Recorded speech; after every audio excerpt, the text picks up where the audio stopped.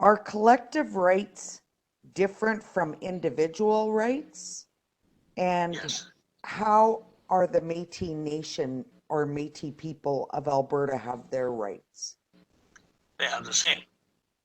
The Métis people of Alberta have inherent rights that are collective rights, and our people will say our collective rights reinforces the individual rights. See, the non-Indian human rights, they just recognize individual rights. They don't recognize collective rights because they say it takes away from the recognition of individual rights. No way. That reinforces your rights. And how does it do that? Well, collectively, we have responsibility collectively for all those inherent rights and duties and responsibilities associated with all those rights. And that's whether you're Indian or Métis. So the Métis have all those benefits that flow from inherent rights, but they don't go there. Like when Harry took that court case in Manitoba to court, I told him, don't leave out your inherent rights and your status and benefits under inherent rights. But they didn't include it. So they got basically an empty court case decision on that issue of their inherent rights and their status. But it doesn't mean they don't have them. They have it. But it's a matter of how you move ahead to enforce it. So yeah, the Métis have full benefits of all the inherent rights that they've inherited from their Indian side of the family. Right. So Saul, I think I'm aware of what is going on in Alberta, and so I'm kind of getting what her second question is they have Métis locals trying to make negotiations on behalf of the community, and they're one without any information going to the locals. So that is where her concern is coming from.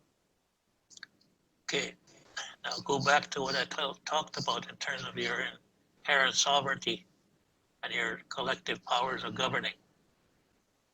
The Métis people in each of those communities have what you call national powers of self-determination.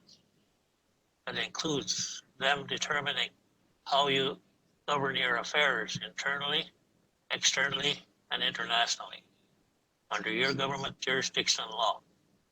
So those associations that they're forming, again, those are just local corporate entities under provincial corporate law. You need to move ahead with your political organizations and governing structures of the Métis communities, individually and collectively. That's what has to be done. I started one in Yorkton, Saskatchewan, and one of the national leaders of the Métis Nation went the following week to tell them you can't do that. It's against the law. when we went to Yorkton, the Friendship Center was packed with young people, middle-aged people, and elders. They were just happy to learn what they had in terms of their rights and their powers of governing. So they were all set to move ahead with setting up their Métis government, and they got stopped by their own people, own leaders. But they'll do it. It'll get done. Yeah.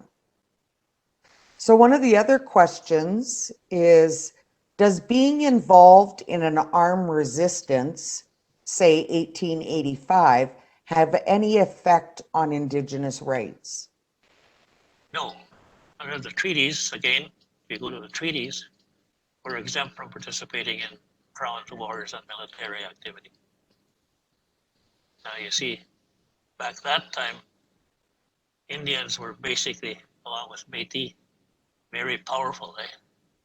See, after that 1812, that war with the U.S. anyway, between England and the U.S. Oh, yes. Yep. See, the English took off. It was the Indians that won that war. Yeah. And sent the Americans scrambling home. So I thought when a nation wins a war, everything is owned by them. But England claimed what the Indians won for them.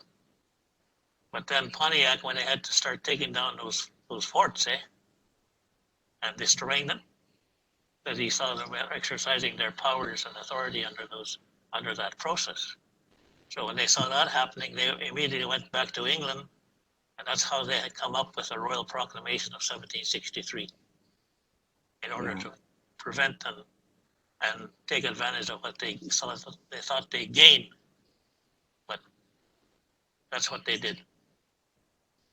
So yeah, the Métis right now, and that's what I've been saying to the Métis and the Inuit and the Indians, it's time for you to organize your political organization and governing structures right in your communities. That's where the power is. That's where the inherent rights and powers are for governing. It's with the people and the families, not with leadership, like the non-Indian system has.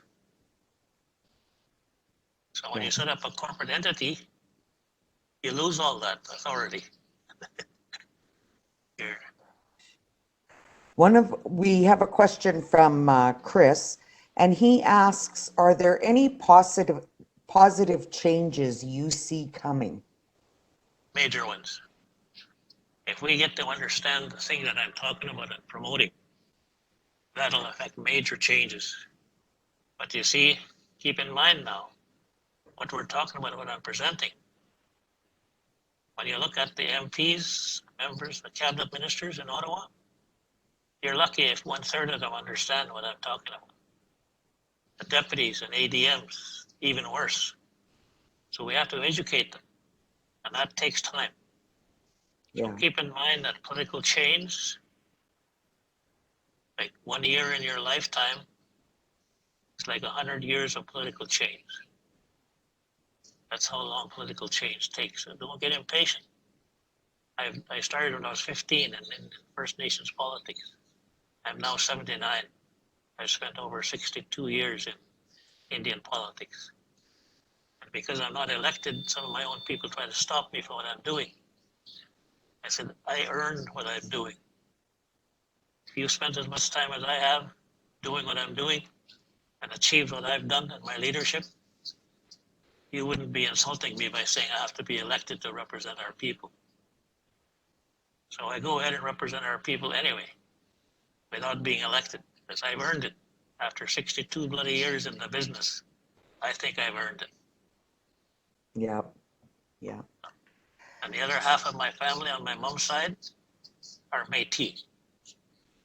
So I work with both sides, both Métis and Indians. So Saul, do you think, and I've always been of the firm belief that the government has always been very fearful of all the Indigenous groups joining together. And, yes. Yeah. And I've always said that is their biggest fear. And they put a lot of propaganda out there so that we end up fighting amongst each other. Well, they also designed policies and laws to divide us into bands, communities, making it illegal for even up to 1950 under the Indian Act. It was illegal for us to assemble. Oh my gosh! Like in 1950, they could walk in on you right now and on me, and we could be arrested. Yeah. For what we're doing right now. Yeah. Politically, 1956 is like yesterday in terms of political development. Isn't that a horrible thought? But you can imagine what our people have gone through, eh? Right. Yeah. When I was speaking with this constitutional lawyer, I had asked him about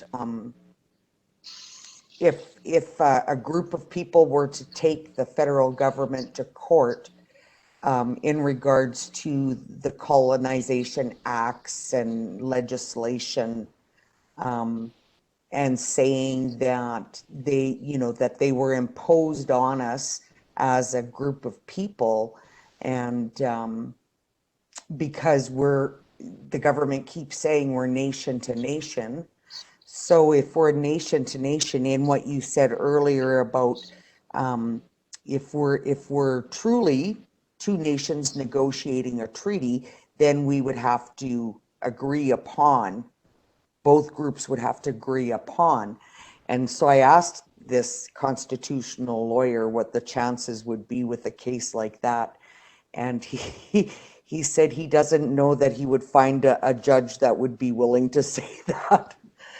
So you're Well, right. It's there's going one, to take education. yeah, but you see, we can do that through our own justice system. We get our own court set up.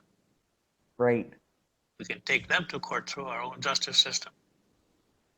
And but just recently in Ontario, Don Worm, one of the Indian lawyers from here, was linked up with lawyers over there on that last court case they won on an annuity under the Robinson Treaty. And they took time to educate her in her court. And they brought elders in as witnesses to help educate her. And Oh, she started to acknowledge and recognize our inherent legal system. That's how she arrived at that decision that she did in favor of Indians getting their increases annually and retroactively for their treaty payments. So it's happening. That's coming out of, I believe it's Serpent River Reserve out of Ontario? Somewhere in the area, but it was a collective one by many of the bands from that treaty area.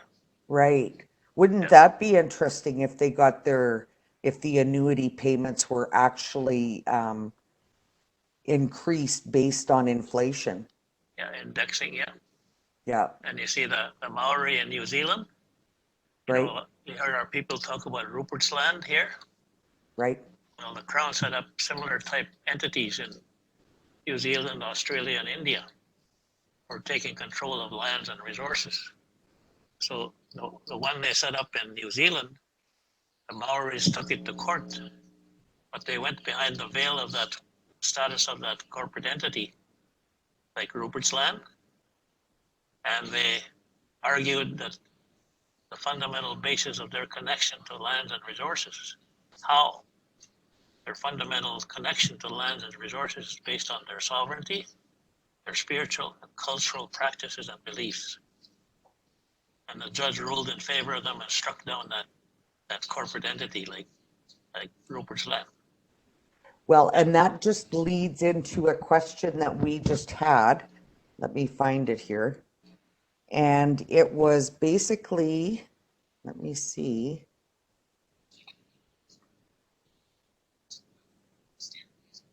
We got something that popped up here, so now I can't open it.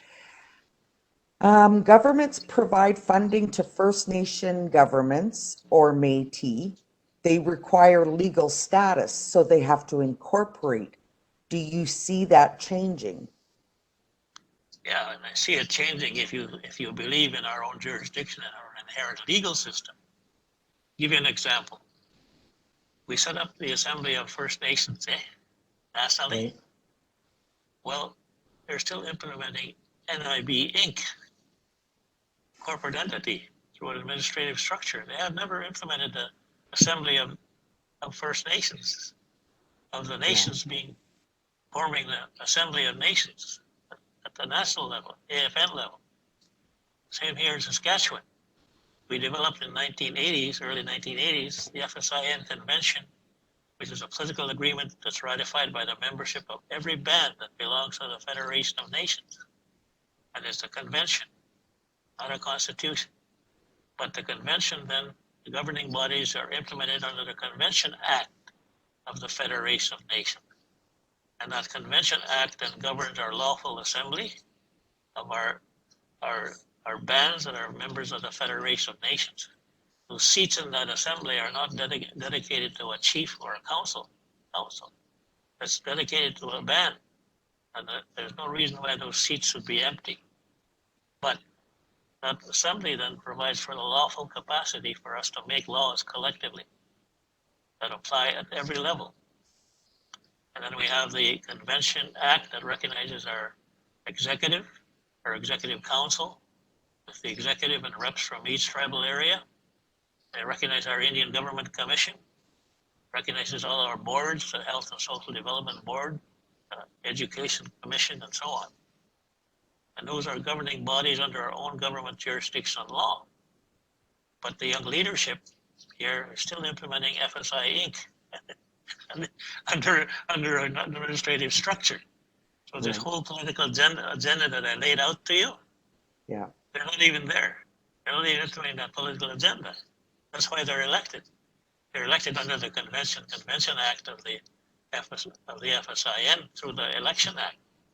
But my point is, in the FSIN, then we have our own Finance Administration Act that occupies the field for whole jurisdiction of fiscal relations and financing, where they can enter into a government-to-government fiscal agreement under our own Finance Administration Act. The feds can use their own Finance Administration Act. You don't need those corporate entities to receive money. See? And you go forward with your budget, your model of your budgeting. What they call our budget now are the contributions we get. That's not a budget. Now that's why the Métis in Alberta are having problems having to organize their associations, Yeah. because they believe that's the only way they can get money. But no, when you look at that Finance Administration Act that the feds have, in Saskatchewan, we got 74 bands of the Federation of Nations. Over half of them are under that Federal Finance Administration Act. And I say to them, what the hell for? We have our own Finance Administration Act that every band comes under, every tribal council and FSIN comes under. If you respect our jurisdiction and our legal capacity and our inherent legal system. Right. Now you see, the problem they got is federally is that Finance Administration Act, that Land Management Act, that Taxation Commission, that all those laws that they've passed, Bill C-31 and so on, they're all passed under Section 9124. I told Bennett and Joe Wild, you're only doing that to restrict the application of the broad recognition under Section 35. So when they passed the Child Welfare Act, that came into effect last January 1st, she come looking for me. Bennett come looking for me at the AFN. He said, oh, here you are. She said, I heard you. We've now passed the Child Welfare Act that applies Section 35 and implements Section 35. I said, yeah, that's good, but it does something else. She said, what else does it do? She said, well, it implements the UNDRIP. Oh, yes, he said, that's what it does too, she said. But she said, we're going to go with a Health Act, and I'm going to go with acts in every sector like you've been telling us we have to do. Now, you see, the point is here that Section 35 has increased Section 9124 powers under the BNA Act. And how? It now recognizes federal jurisdiction for all those powers under the BNA Act that has 91 powers federally and Section 92 powers provincially under provincial government jurisdictional law for education, health, and all those areas. Well, those now become federal powers and jurisdiction, respecting their relationships with us under that framework I talk about. That's what Section 35 does. So they have to legislate their legal, fiscal, jurisdictional obligations. How? You implement inherent rights and treaty rights to education. How? Through a traditional contemporary education system. Under our own unique and special laws that govern the program standards for the traditional contemporary education system, and under unique and federal laws federally that govern the program standards under their jurisdiction for the traditional contemporary education system. The Auditor General told Indian Affairs and Health Canada a few years ago, your policies have no legislative base. Now you see, if you do an audit, one of the principles of doing an acceptable audit, qualified audit, first thing you have to do is audit what the program managers are doing in implementing the form of laws that are governing the program standards. Well, right now, there's no laws governing program standards for Indian or Métis federally at all. Yet they come with these damn agreements saying these are lawful agreements. Like hell they are. They're just policies. They're not law. You see? Yeah.